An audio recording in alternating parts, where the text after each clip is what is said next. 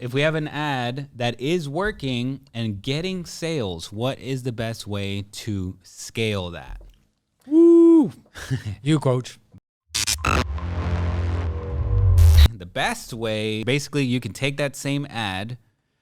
There's a way to grab the post ID. You can grab that same post and now you can show it to more new audiences. So you can find more new audiences that are going to be converting. That's one way. Another really good way, of course, is just, turning up the volume per se. So you want to be able to, increase your budget. And the best way to do that is to increase it by 10 to 20%, depending on what your starting budget is already. So just increase it a little bit. Stand back, let it do its thing for about a day, maybe 2 days. And if you see that you're still getting sales, it's still getting ROAS, okay, then you can go back and do it again and again and again until you're going to get to a point where it's like, whoa, maybe your audience is a little bit too small and you're not getting the same sales anymore. Then you need to back it down a little bit from there. That's a really good question. And a lot of people struggle with scaling and the scaling part. And it's equally painful to have a campaign that loses money and it's not profitable than to have a campaign that you cannot scale because you have the ability to make money with it and make it profitable, but you don't know how to spend more money on it. So what I would do on this is like, you have the campaign structure over here. This is the objective. Whether you're doing messages or you're doing leads or conversions, whatever the case may be. And then you have the next level, and that has the ad sets. And you have ad sets, ad sets, ad set, ad set. And that ad set could be like 10 of them, it could be 8, it could be 12, it could be 6. Now, generally, you can do either, I don't want to start opening up cans of worms here, but as some of you guys know, that you are seasoned already in the world of the Ninja Lab, you can do an ABO or you can do a CBO. The ABO is it's a dedicated budget, $5 a day, $5 a day, $5 a day to each one, $10 a day, etc. And the CBO is a budget dedicated to the campaign. And then what Facebook does is that it optimizes for the best performing one.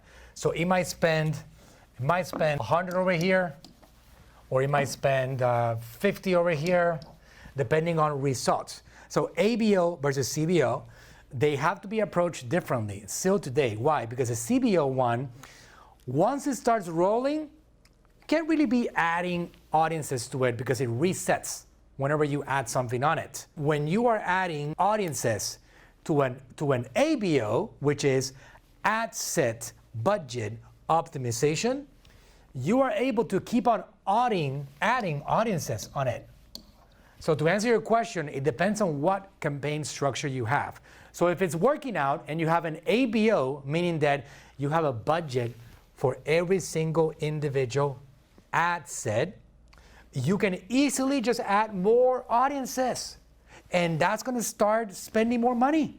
Because what ad set does, when you have it set up with ABO, meaning that you have an audience with a dedicated budget assigned to it, it will spend that money if the audience is there.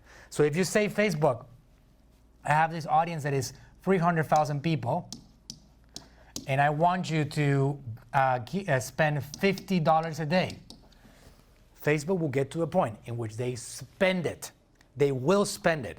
So if you want to scale a campaign that's ABO, piece of cake. Why?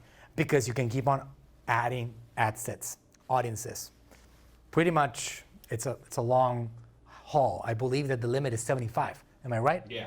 Yeah. So you can keep on adding up to 75 audiences in this structure over here. If you're running a CBO, which I like, it's very powerful too. It helps you get results. The way that I look at it, we talked about this in the Ninja Lab before. The way that I look at it is like, if you want to find new audiences and get top of the funnel responses, ABO is the best way to go about it because you get Facebook to spend the money on each one and give them enough time to help you find a winner. If you're doing CBO, you're going to do that more, you're going to do better at the bottom or at the middle of the funnel, because then Facebook can help you focus on results, conversion, purchases, messages, or whatever it is that you're trying to accomplish at that middle or the bottom of the funnel, and stop spending money. For example, this one, 0 conversions and then $100 spent. Why would you keep on spending money there? Facebook realizes that and they stop spending the money on it. But for discovering new audiences, this is a limitation, because Facebook will not spend the money and they will select your winner too fast, and you're not going to have time to be able to find an audience that is going to be interested in your message. So the answer, the complicated, advanced answer to your question of how do we scale a winning ad is very simply by, if you're running an ABO, add more audiences to your campaign. If you're running a CBO, let's say that this is a CBO over here, CBO campaign, and this campaign is working, and you have 5 audiences over here, and you have a $500 budget over here for the entire campaign, you don't touch that if it's working. You don't touch it, because when you touch it, you're going to mess up the whole optimization. What you do is that you click on the little box that says, it's a check mark over here, check it, and then you go over here and it says duplicate. And you duplicate the entire campaign, and you rinse and repeat. And instead of using audience A, B, C, D, E on the new one, you're gonna go and create a new campaign with audience F, G, H, I, J, K. Are you proud of me? I know the alphabet well. So that's basically how you optimize and scale a campaign that's working, that you're doing well. ABO, add more audiences. CBO, duplicate the campaign.